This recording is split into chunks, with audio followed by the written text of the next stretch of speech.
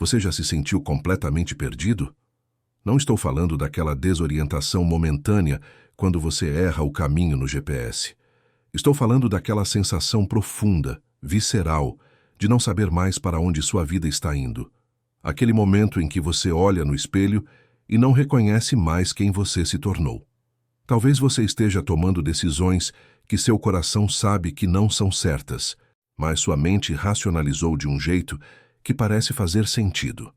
Talvez você tenha conquistado tudo o que planejou, mas agora está vazio por dentro, se perguntando: é só isso? Ou talvez você esteja simplesmente exausto de tentar controlar tudo, de carregar o peso do mundo nas costas, de confiar apenas em si mesmo porque você aprendeu, da pior forma, que as pessoas decepcionam. E aí vem aquela pergunta que não quer calar, especialmente às 3 da manhã, quando você não consegue dormir: como eu cheguei aqui? Você não é o primeiro a se fazer essa pergunta, e não está sozinho nessa sensação. Há cerca de 3.000 anos, um rei chamado Salomão observava o comportamento humano com uma clareza cirúrgica. Ele via pessoas brilhantes tomando decisões autodestrutivas. Via pessoas bem-intencionadas arruinando suas próprias vidas. Via o padrão se repetindo, geração após geração. E então, ele escreveu algo extraordinário. Provérbios 3 não é apenas um texto religioso antigo. É um manual de navegação para a vida humana. Um mapa emocional e espiritual que revela os padrões invisíveis que governam nosso comportamento, nossas escolhas e, consequentemente, nosso destino. Nos próximos minutos, vamos mergulhar fundo nesse capítulo. E eu preciso te avisar: algumas coisas vão doer, algumas verdades vão incomodar. Mas se você permitir que essas palavras realmente penetrem, algo pode começar a mudar em você hoje. Vamos juntos? O contexto que você precisa conhecer, Provérbios, foi escrito em um período fascinante da história de Israel. Estamos falando do auge do reino unificado, sob o reinado de Salomão. Aproximadamente 950 anos antes de Cristo. Jerusalém era um centro de sabedoria, comércio e cultura. O templo acabara de ser construído. Era um momento de prosperidade sem precedentes. Mas Salomão entendia algo profundo. A prosperidade externa não garante sabedoria interna. O sucesso material não preenche o vazio existencial. E foi exatamente por isso que ele compilou esses provérbios. Provérbios 3 é estruturado como um pai conversando com seu filho, mas não é aquela conversa superficial de "vai dar tudo certo". É uma transmissão de sabedoria de vida, daquelas conversas que você nunca esquece porque tocaram em algo real dentro de você. O capítulo pode ser dividido em 4 grandes blocos temáticos, versículos 1-12. O caminho da lealdade e da confiança, versículos 13 e 20. O valor incomparável da sabedoria, versículos 21-26. Segurança genuína na vida, versículos 27 e 35. Relacionamentos e postura diante do próximo. Cada bloco revela uma camada diferente do mesmo princípio central. Existe uma ordem no universo, uma sabedoria incorporada na realidade, e quando você se alinha com ela, a vida flui. Quando você resiste, você sofre. Vamos começar pelo primeiro versículo e eu garanto, você nunca mais vai ler esse texto da mesma forma. Versículos 1-2. A memória que salva vidas.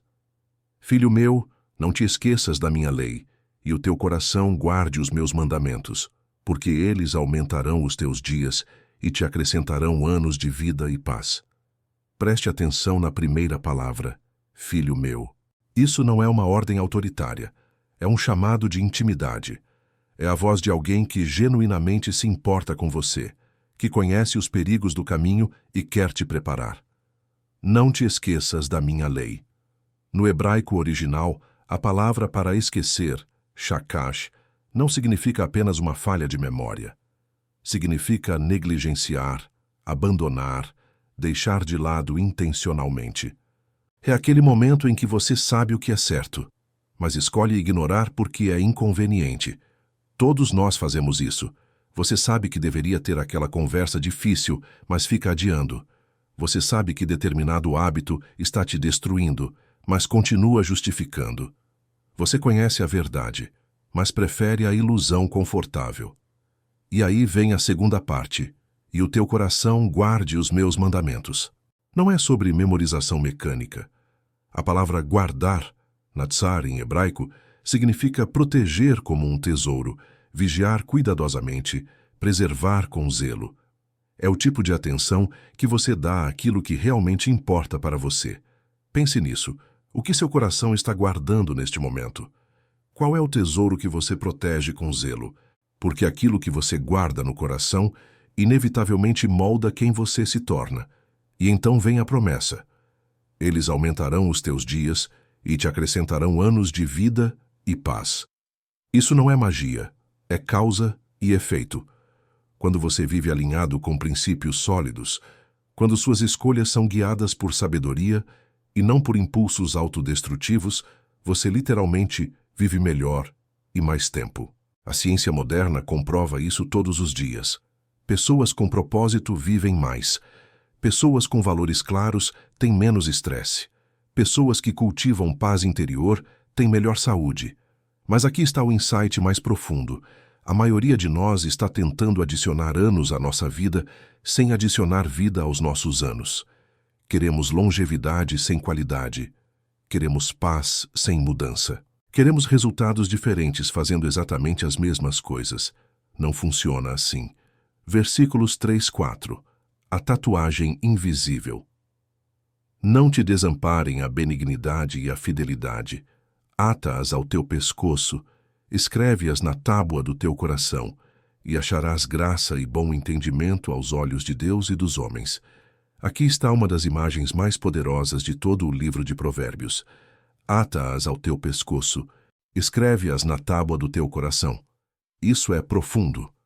Salomão está falando sobre duas virtudes específicas: benignidade, hesed em hebraico, amor leal, bondade inabalável, e fidelidade, emet, verdade, confiabilidade.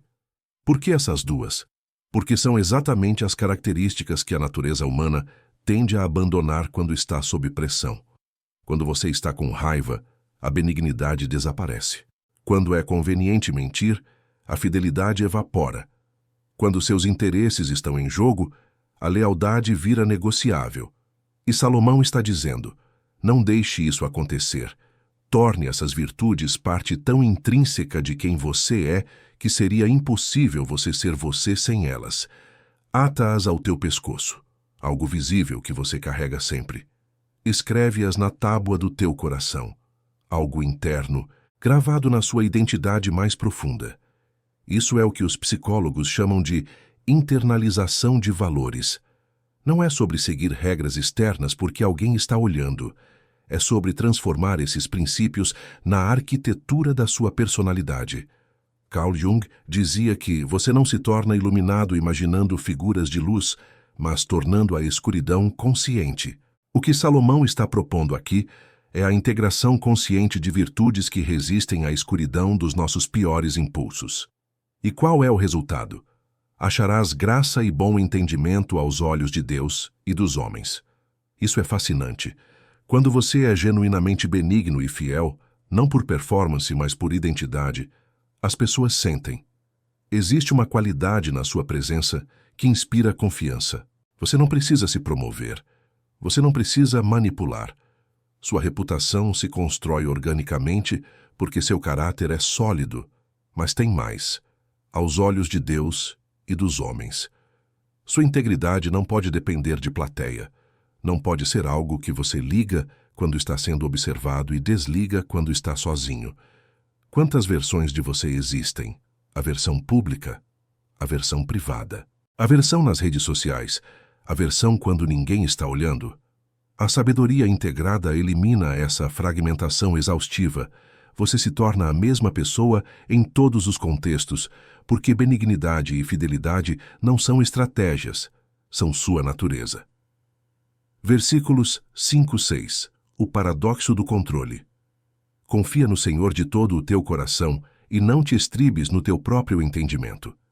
Reconhece-o em todos os teus caminhos, e ele endireitará as tuas veredas. Agora chegamos ao coração pulsante deste capítulo. Esses 2 versículos são possivelmente os mais citados e menos compreendidos de todo o livro de Provérbios. Porque eles tocam na ferida mais profunda da condição humana, nossa necessidade de controle. Confia no Senhor de todo o teu coração. A palavra hebraica para confiar, batash, significa apoiar-se completamente, descansar seu peso total em algo. É diferente de esperança vaga ou otimismo superficial. É compromisso radical. Mas vem a parte que dói. E não te estribes no teu próprio entendimento. Aqui está o conflito. Você foi criado para usar sua inteligência, para desenvolver discernimento, para tomar decisões. Mas, ao mesmo tempo, é chamado a não se apoiar exclusivamente nela. Por quê? Porque seu entendimento tem limites. Você não vê o quadro completo. Você não conhece todas as variáveis. Você não prevê todas as consequências. E tem algo mais profundo ainda. Seu entendimento está contaminado por seus medos, seus traumas, seus mecanismos de defesa, suas distorções cognitivas. Quantas decisões você já tomou achando que estava sendo racional, mas na verdade estava sendo controlado pelo medo disfarçado de prudência? Ou pela ganância disfarçada de ambição? Sigmund Freud revelou que a maior parte do que dirige nosso comportamento está no inconsciente. Você pensa que está no controle, mas está sendo movido por forças que nem percebe. Por isso Salomão diz: reconhece-o em todos os teus caminhos. Reconhecer, yada, em hebraico, não é apenas conhecimento intelectual, é conhecimento íntimo, relacional, experimental. É trazer Deus para dentro do processo, não apenas pedir a bênção no resultado. Isso significa consultar Deus antes de tomar a decisão, não depois que deu errado. Significa alinhar suas escolhas com princípios eternos, não apenas com conveniência temporal. Significa ter humildade suficiente para admitir: eu não sei tudo, eu preciso de orientação. E aí vem a promessa: e ele endireitará as tuas veredas.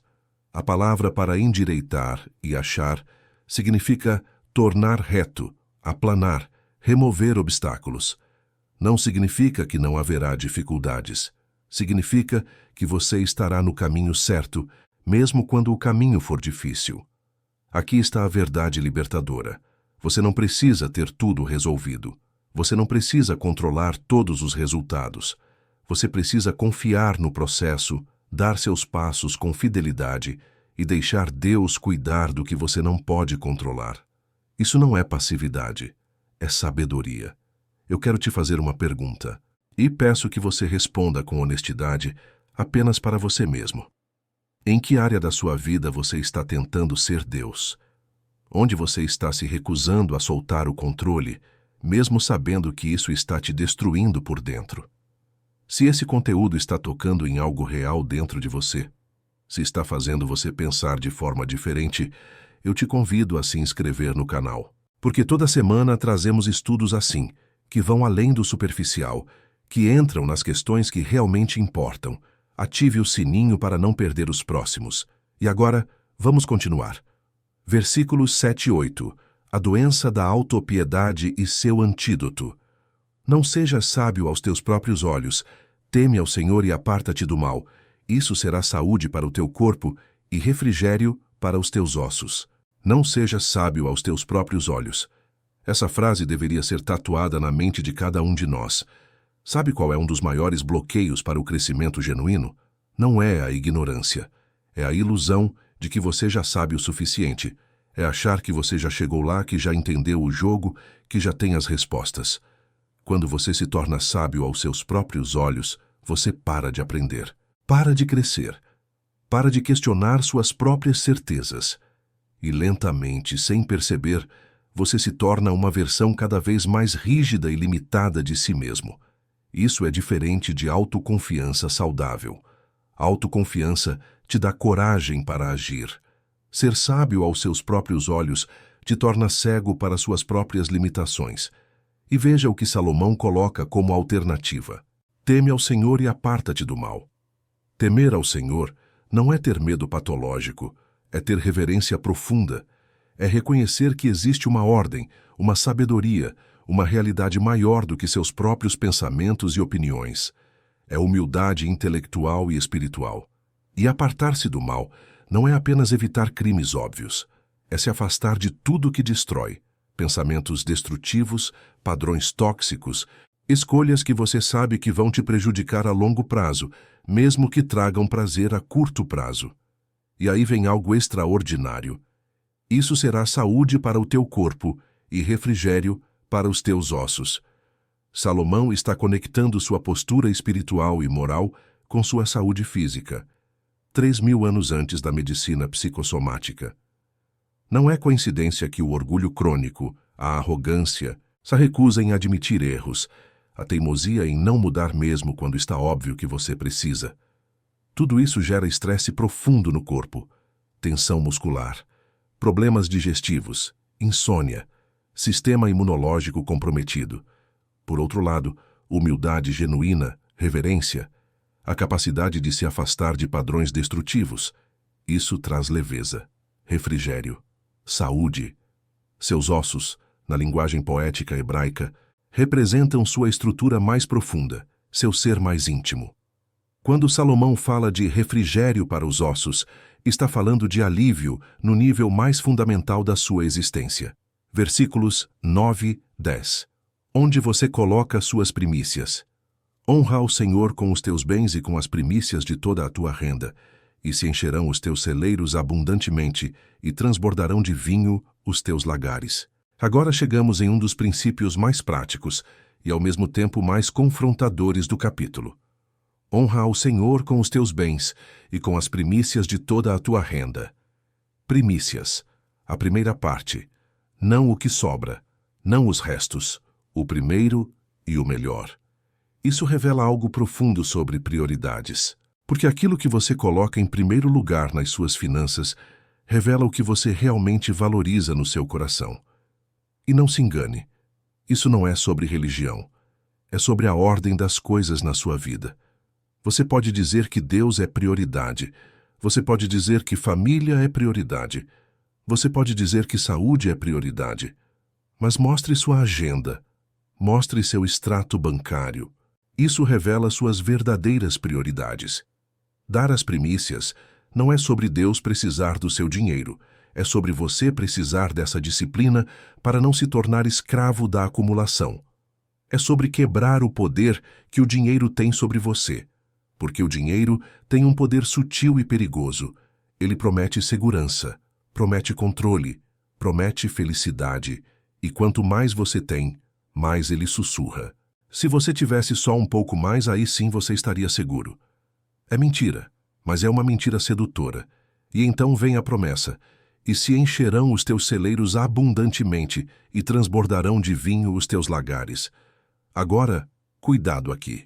Isso não é uma fórmula de enriquecimento rápido, não é dê 10% e Deus te devolve 100%. Essa interpretação mercantilista é uma distorção grotesca. O princípio é mais profundo e mais sutil. Quando você honra a Deus com suas primícias, quando você quebra o poder do dinheiro sobre você, quando você vive com generosidade em vez de avareza, algo muda na sua relação com a prosperidade. Você para de acumular por ansiedade e passa a administrar com sabedoria. Você para de gastar compulsivamente para preencher vazios emocionais. Você desenvolve contentamento genuíno. E, curiosamente, isso frequentemente resulta em maior prosperidade, não porque Deus está te recompensando mecanicamente, mas porque você está vivendo com mais sabedoria. Versículos 11 e 12. Quando Deus te ama o suficiente para te disciplinar, filho meu, não rejeites a disciplina do Senhor, nem te enojes da sua repreensão, porque o Senhor repreende a quem ama, assim como o pai, ao filho a quem quer bem. Aqui chegamos em um dos conceitos mais difíceis e ao mesmo tempo mais necessários para uma vida madura. Não rejeites a disciplina do Senhor. A palavra hebraica para disciplina, musar, significa instrução corretiva, treinamento que envolve desconforto. Não é punição sádica. É o tipo de processo que um atleta passa para ficar mais forte, que um músico passa para tocar melhor. Mas dói, e nossa tendência natural é rejeitar tudo que dói. Quando a vida te confronta, através de uma crise, de um fracasso, de uma consequência das suas próprias escolhas, você tem duas opções. Você pode rejeitar, se fazer de vítima, culpar todo mundo e aprender zero. Ou você pode perguntar: o que a vida está tentando me ensinar aqui? O que eu preciso mudar? O que eu preciso crescer? E veja a segunda parte. Nem te enojes da sua repreensão. Enojar-se é ficar ressentido, é sentir raiva da própria correção. É quando você sabe que está errado, mas em vez de mudar, você fica bravo com quem apontou o erro. Isso é infantilidade emocional. E todos nós fazemos isso em algum nível. Mas então Salomão revela algo revolucionário. Porque o Senhor repreende a quem ama, assim como o pai, ao filho a quem quer bem. Disciplina não é sinal de rejeição, é sinal de amor. Deus não disciplina seus inimigos, ele os deixa à própria sorte. Mas aqueles que ele ama, ele molda, corrige, refina. Pense em um pai que realmente ama seu filho. Ele vai deixar o filho fazer qualquer coisa sem correção. Vai deixar o filho se destruir sem intervir? Não, porque ama, ele disciplina. E aqui está a verdade libertadora. As dificuldades que você está enfrentando agora podem não ser punição, podem ser treinamento, podem ser Deus te amando o suficiente para não te deixar permanecer como você está. Versículos 13 e 18. O tesouro que ninguém está procurando. Bem-aventurado o homem que acha sabedoria e o homem que adquire conhecimento, porque melhor é o lucro que ela dá do que o lucro da prata, e melhor a sua renda do que o ouro mais fino. Mais preciosa é do que os rubis, e tudo o que podes desejar não se pode comparar a ela. Agora, Salomão muda completamente o tom. Ele acabou de falar sobre disciplina, e agora fala sobre bem-aventurança, felicidade profunda, realização genuína. E veja o que ele coloca como fonte dessa felicidade: o homem que acha sabedoria. A palavra achar aqui é fascinante. No hebraico, matzah, ela implica buscar e encontrar. Não é algo que cai no seu colo, é algo que você procura ativamente. E aqui está a ironia devastadora da nossa época. As pessoas estão procurando freneticamente por felicidade, sucesso, realização, mas quase ninguém está procurando por sabedoria. Nós queremos atalhos, queremos fórmulas prontas, queremos resultados rápidos, mas sabedoria exige tempo, reflexão, experiência processada, humildade para aprender com erros. Por isso é tão rara. E então, Salomão faz algo audacioso. Ele compara a sabedoria com as coisas que as pessoas realmente valorizam: prata, ouro, rubis. E diz: sabedoria é mais valiosa que tudo isso. Melhor é o lucro que ela dá do que o lucro da prata. Pense nisso. Você pode ganhar muito dinheiro e perder tudo por falta de sabedoria. Você pode conquistar posições de poder e destruir sua própria vida por falta de sabedoria. Você pode ter todos os recursos do mundo e ainda assim viver miseravelmente, porque não tem sabedoria para administrar sua própria alma.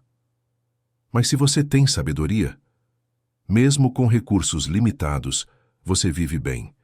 Você toma decisões sólidas. Você constrói relacionamentos saudáveis. Você enfrenta crises sem se desintegrar. E tudo o que podes desejar não se pode comparar a ela. Tudo, qualquer coisa que você deseja, segurança, amor, realização, paz, depende fundamentalmente de sabedoria. Você quer um relacionamento feliz? Sem sabedoria para lidar com conflitos, para entender o outro, para gerir suas próprias emoções, até o melhor relacionamento vira um inferno. Você quer sucesso profissional? Sem sabedoria para lidar com pressão, para tomar decisões difíceis, para equilibrar ambição com saúde, o sucesso te destrói. Você quer paz? Sem sabedoria para processar suas emoções, para distinguir o que você pode controlar do que não pode, para cultivar gratidão em vez de ressentimento, não há paz possível. Na sua mão direita há longura de dias, e na sua esquerda riquezas e honra. Os seus caminhos são caminhos de delícias, e todas as suas veredas paz. Aqui Salomão personifica a sabedoria, como se ela estivesse estendendo as mãos para você com presentes. Mão direita, longura de dias, vida longa e com qualidade. Mão esquerda, riquezas e honra. Não apenas dinheiro, mas dignidade, respeito genuíno. Mas preste atenção no que vem depois. Os seus caminhos são caminhos de delícias e todas as suas veredas, paz. Não é apenas sobre os destinos que você alcança, é sobre a jornada. Os caminhos da sabedoria são deliciosos, as veredas trazem paz. Isso é radicalmente diferente do que nossa cultura prega. Nossa cultura diz: sofra agora, sacrifique tudo, pise em quem estiver no caminho, e talvez no final você seja feliz. Sabedoria diz: o próprio caminho pode ser bom. As escolhas certas trazem paz mesmo antes dos resultados aparecerem. Quando você age com integridade, você dorme tranquilo. Quando você trata as pessoas com bondade, você não vive com medo de ser exposto. Quando você vive alinhado com seus valores, não há guerra interna. Isso é delícia, isso é paz. E está disponível agora, não apenas depois que você chegar lá.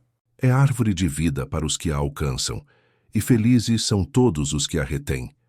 Árvore de vida. Que imagem poderosa! No Jardim do Éden havia uma árvore de vida, símbolo de conexão com Deus, de plenitude, de imortalidade. Aqui, Salomão está dizendo que a sabedoria é como essa árvore. Ela te conecta com algo eterno. Ela te vivifica. E veja, felizes são todos os que a retêm. Retém. Não basta encontrar sabedoria uma vez e achar que acabou. É um processo contínuo de segurar, guardar, não deixar escapar quando a tentação vem, quando a pressão aumenta, quando seria mais fácil abandonar princípios. A felicidade genuína não vem de conquistas externas. Vem de reter sabedoria como um tesouro que você protege independentemente das circunstâncias. Versículos 19 e 20. A sabedoria que criou o universo. O Senhor com sabedoria fundou a terra. Com inteligência estabeleceu os céus. Pelo seu conhecimento se fendem os abismos e as nuvens destilam o orvalho. Agora, Salomão amplia radicalmente a perspectiva. Ele não está falando apenas de sabedoria como um princípio útil para a sua vida pessoal. Ele está dizendo que a sabedoria é a própria estrutura da realidade. O Senhor com sabedoria fundou a terra. O universo não é caótico, não é aleatório. A ordem, a design, a lógica incorporada na própria criação. As leis da física, da química, da biologia, tudo funciona segundo princípios consistentes. E esses mesmos princípios que regem o movimento dos planetas também regem o funcionamento da alma humana. Existe uma harmonia, uma sabedoria que permeia tudo. E quando você se alinha com ela, você flui. Quando você resiste, você se quebra. Pelo seu conhecimento, se fendem os abismos, e as nuvens destilam o orvalho. Mesmo os processos naturais mais misteriosos, a profundidade dos oceanos, o ciclo da água, tudo opera segundo o conhecimento divino. E aqui está a implicação profunda. Se você quer viver bem, você precisa se alinhar com a sabedoria que estrutura a realidade. Não tentar impor sua própria versão de como as coisas deveriam ser. É como nadar com a corrente ou contra ela. Você pode insistir que a corrente deveria ir para o outro lado. Pode se cansar lutando contra ela. Ou pode entender a direção da corrente e trabalhar com ela. A sabedoria é entender a corrente da realidade e navegar com ela, não contra ela. Versículos 21 e 26. Segurança real em um mundo inseguro.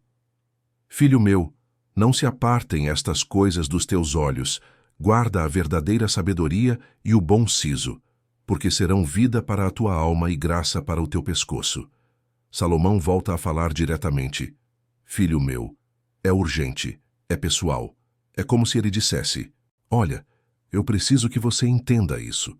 Não deixe esses princípios escaparem da sua atenção. Não se apartem estas coisas dos teus olhos. Sabe o que acontece? Você ouve uma verdade profunda, você se emociona, você concorda. E 3 dias depois, você está vivendo exatamente como antes. Por quê? Porque você deixou aquilo se afastar dos seus olhos. Você não manteve o foco. Guarda a verdadeira sabedoria e o bom siso. Bom siso, Tushia, em hebraico, é discernimento prático, a capacidade de aplicar sabedoria a situações reais. Não é apenas conhecer princípios, é saber como usá-los na vida concreta. E qual é o resultado? Serão vida para a tua alma e graça para o teu pescoço. Vida para a alma. Não apenas existência biológica, mas vitalidade interna. Aquela sensação de estar genuinamente vivo, não apenas respirando. E graça para o pescoço.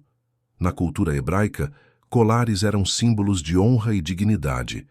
Sabedoria te adorna, te embeleza, não fisicamente, mas em essência. Então, andarás confiadamente pelo teu caminho, e não tropeçará o teu pé. Quando te deitares, não temerás. Deitar-te-ás, e o teu sono será suave. Aqui está algo que todos nós desejamos profundamente: caminhar confiante e dormir tranquilo. Andarás confiadamente pelo teu caminho. Não é arrogância, é confiança genuína que vem de saber que você está vivendo com integridade, que suas escolhas estão alinhadas com princípios sólidos. Quando você vive com sabedoria, você não precisa olhar para trás com medo de que seus erros te alcancem. Você não precisa calcular mentiras para cobrir outras mentiras.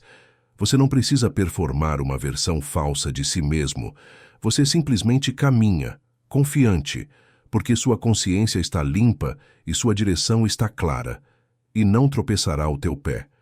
Isso não significa que nunca haverá obstáculos. Significa que você não será derrubado por eles. Sua fundação é sólida o suficiente para aguentar os tremores. Quando te deitares, não temerás. Deitar-te-ás, e o teu sono será suave. Você sabe o que rouba o sono da maioria das pessoas? Ansiedade, arrependimento, medo do futuro, culpa do passado, preocupação com o que os outros pensam, medo de ser descoberto. Mas quando você vive com sabedoria, quando sua consciência está em paz, quando você fez o que podia fazer e entregou o resto a Deus, você deita e dorme. Sono suave. Não aquele sono agitado, cheio de pesadelos, em que você acorda mais cansado do que quando deitou. Mas descanso genuíno. Quanto vale isso? Quanto você pagaria por noites tranquilas de sono profundo? Não temas o pavor repentino nem a assolação dos ímpios quando vier. Porque o Senhor será a tua esperança e guardará os teus pés de serem presos. Aqui Salomão reconhece uma realidade. Coisas ruins acontecem, pavores repentinos, crises inesperadas, pessoas más causando destruição. Ele não está prometendo que você será imune a problemas. Está prometendo que você não será destruído por eles. Não temas o pavor repentino. A diferença entre medo e sabedoria não é a ausência de situações assustadoras. É a presença de algo mais forte que o medo, confiança fundamentada. Porque o Senhor será a tua esperança. Quando sua esperança está em Deus e não em suas próprias capacidades, em suas finanças, em suas conexões, você tem uma âncora que não se move quando tudo ao redor está em caos, e guardará os teus pés de serem presos.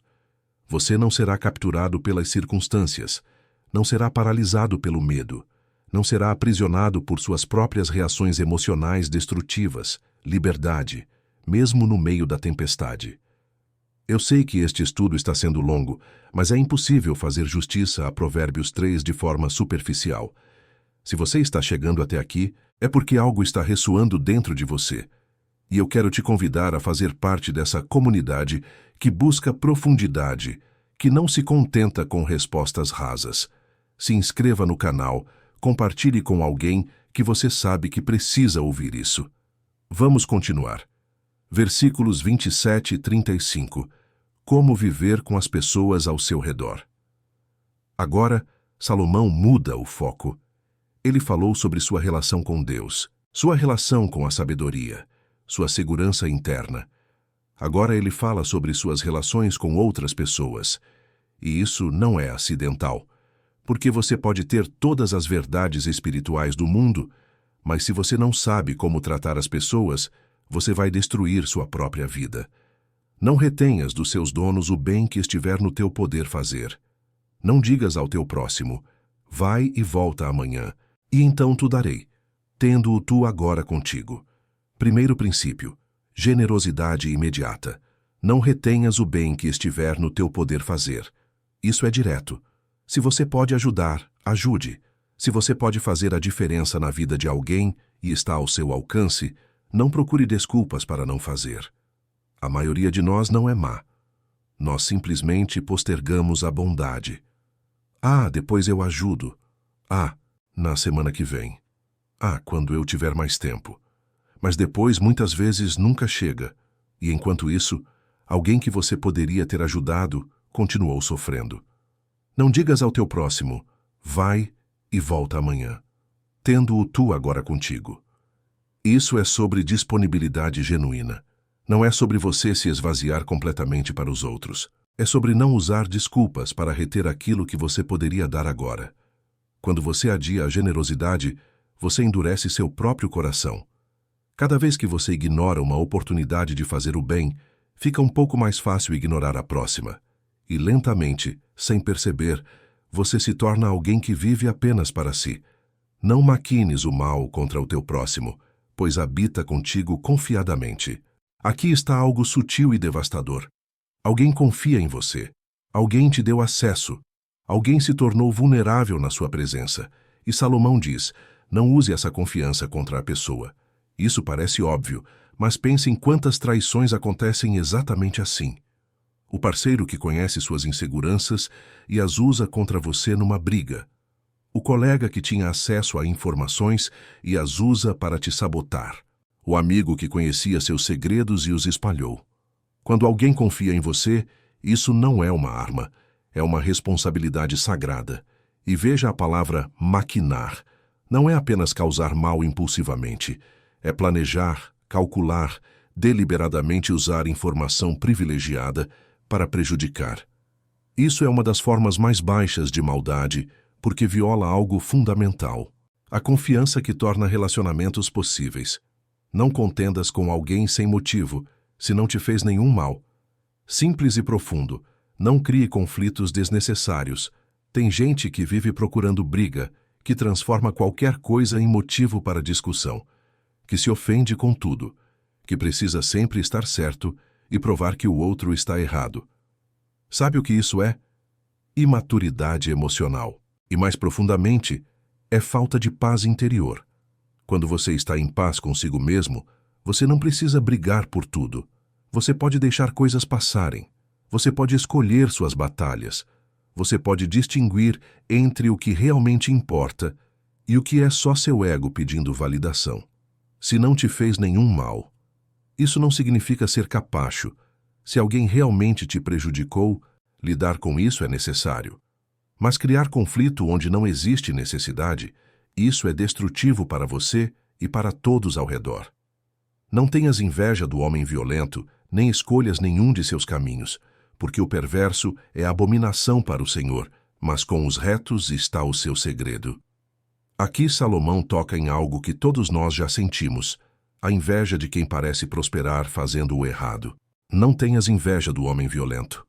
O homem violento aqui não é necessariamente alguém que bate em pessoas, é alguém que usa força, manipulação, agressividade para conseguir o que quer, alguém que pisa nos outros para subir, alguém que não tem escrúpulos. E às vezes parece que essas pessoas estão vencendo. Elas conseguem o que querem. Elas avançam rápido. Elas não têm aqueles dilemas éticos que te deixam acordado à noite. E vem a tentação: talvez eu devesse ser assim também. Talvez eu seja ingênuo.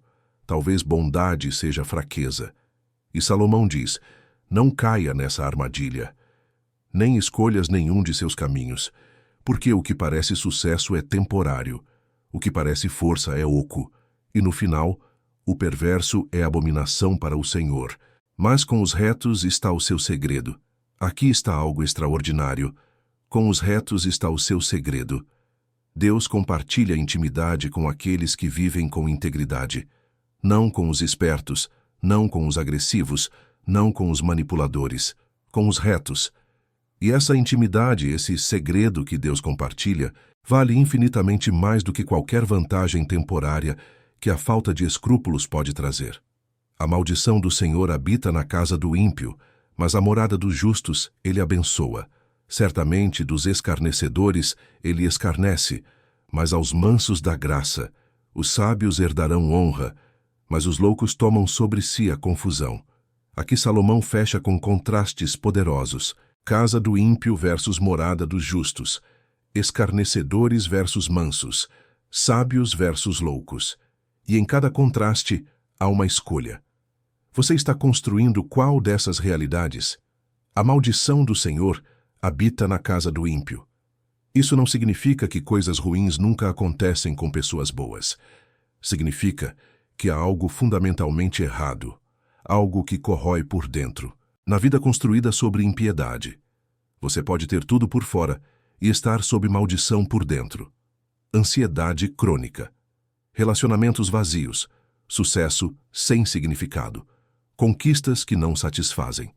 Mas a morada dos justos ele abençoa. E bênção não é apenas prosperidade material. É paz que passa entendimento. É relacionamentos genuínos. É sono tranquilo. É consciência limpa. É senso de propósito. Certamente, dos escarnecedores ele escarnece. Escarnecedor é aquele que zomba, que ridiculariza, que se acha superior. E, ironicamente, Deus faz com eles exatamente o que eles fazem com os outros. Mas aos mansos dá graça. Manso não é fraco. É alguém que tem força sob controle. É alguém que poderia revidar, mas escolhe não revidar. É alguém que tem confiança suficiente para não precisar provar nada. E a esses, Deus dá graça, favor imerecido, benevolência divina. Os sábios herdarão honra, mas os loucos tomam sobre si a confusão. No final, o que você herda? O que você acumula ao longo da vida? Sabedoria produz honra, não títulos vazios, mas respeito genuíno, legado verdadeiro. Loucura produz confusão, caos, relacionamentos quebrados, arrependimentos, consequências que você não pode desfazer. Deixa eu te fazer uma pergunta final antes de encerrarmos. Olhando para a trajetória da sua vida até agora, você está herdando honra ou acumulando confusão? Seja brutalmente honesto com você mesmo. Agora vamos dar um passo atrás e ver Provérbios 3 como um todo. Esse capítulo não é uma coleção aleatória de conselhos. É uma arquitetura completa para a vida humana florescente. Começa com fundamentos. Não esqueça princípios sólidos. Guarde-os no coração. Depois, virtudes essenciais. Benignidade e fidelidade. As qualidades que te tornam humano no melhor sentido. Então, o princípio central. Confie em Deus, não apenas em seu próprio entendimento limitado. Em seguida, humildade. Não seja sábio aos seus próprios olhos. Depois, prioridades. Honre a Deus com suas primícias. Então, disciplina. Aceite correção como amor, não como punição. Daí o tesouro supremo. Busque sabedoria acima de tudo. Em seguida, segurança genuína. Não em circunstâncias externas, mas em Deus. E, finalmente, relacionamentos. Como tratar as pessoas ao seu redor com bondade, justiça e sabedoria. Você vê o padrão? É uma espiral ascendente. Cada princípio se constrói sobre o anterior. Cada verdade prepara você para a próxima. E no centro de tudo está a sabedoria. Não como conceito abstrato, mas como a própria estrutura da realidade. A própria mente de Deus incorporada na criação. Quando você se alinha com essa sabedoria, você não está apenas seguindo regras. Você está dançando com a música do universo. Você está nadando com a corrente da realidade. E isso traz vida. Não apenas existência, mas vida abundante. Viktor Frankl, depois de sobreviver aos campos de concentração nazistas, escreveu: entre estímulo e resposta há um espaço. Nesse espaço reside nossa liberdade e poder de escolher nossa resposta. Em nossa resposta residem nosso crescimento e nossa liberdade. Provérbios 3 é sobre aprender a escolher sabedoria nesse espaço. Repetidamente, consistentemente, até que se torne sua natureza. Eu não quero que você termine esse vídeo apenas inspirado. Inspiração sem aplicação é apenas entretenimento espiritual. Então vou te dar 2 exercícios concretos para os próximos 7 dias. Primeiro, todo dia antes de dormir, faça esta pergunta: Hoje, em que momentos eu confiei em mim mesmo em vez de buscar sabedoria? Em que decisões eu me apoiei apenas no meu próprio entendimento? Anote.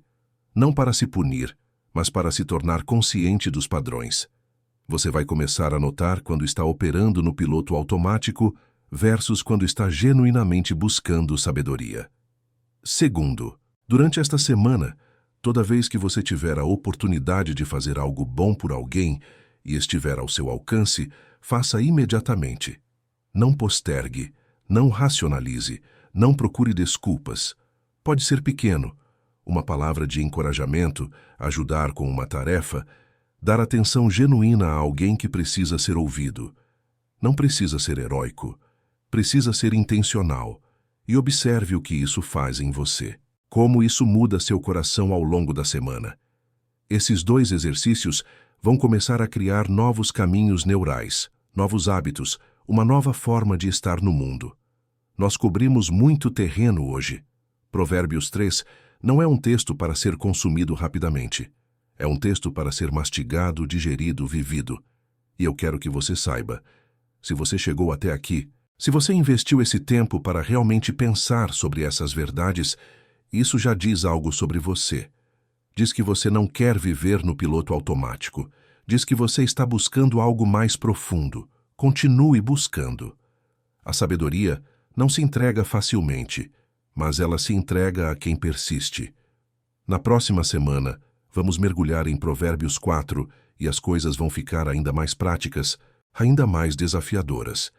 Vamos falar sobre o caminho dos justos versus o caminho dos ímpios, sobre guardar seu coração acima de tudo, sobre para onde seus olhos estão olhando. Se você não quer perder, se inscreve no canal agora e ativa o sininho.